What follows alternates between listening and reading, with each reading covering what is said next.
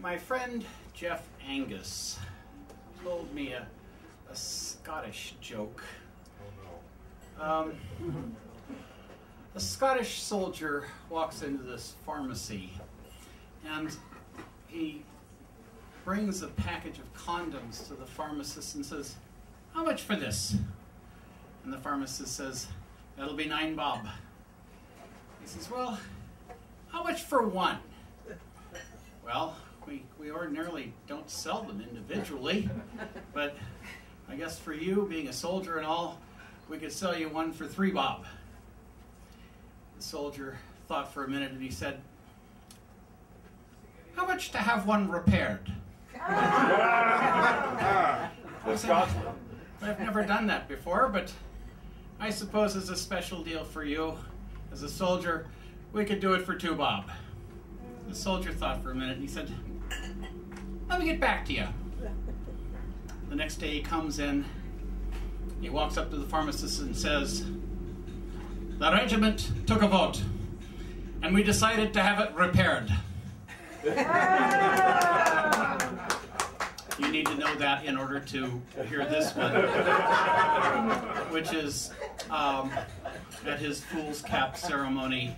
I gave the address, and it's called Coxcomb for a Regimental Fool. Can you hear the bagpipes, laddie? You must listen hard between the lines as the mad mow-mow of the lunatic left runs in circles around the right-wing talk show host.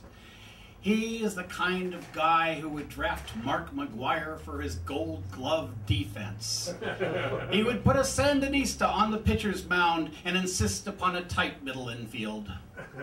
He says the rules are made to be broken except the 80-20 rule. That has something to do with 80% of the benefit coming from 20% of the brain.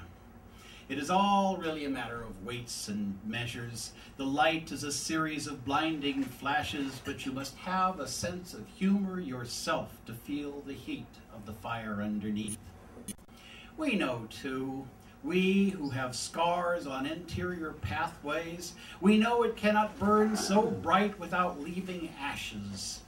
It is not the cycles of the moon or even something so measurable as chemistry. It is the irregular meter of the country instrument and the smell of wet burlap in a dream. Clear the land for the medieval common pasture and you will see him. He walks proudly beneath his coxcomb and he crows like the morning sun. He is not as ancient as some of us, but he has touched one or more of the stars and returned to tell of it. He is a warrior of the new dark ages. I have seen him drive back from the woods with Newt Gingrich and Joe McCarthy lashed tightly to the hood of his car. He has no weapons but headlights and cunning, but with timing and the element of surprise, there is nary an animal in the woods that can outrun a greased Scotsman. Let us take a moment in this gathering of fools, in this snowbound last refuge of nature, to lift a handful of crystalline thought and plunge it lovingly to cool his head. Butch and Sundance plunging into the river chasm, each clinging to the same gun belt. Fire and ice, yin and yang, fools and fascists.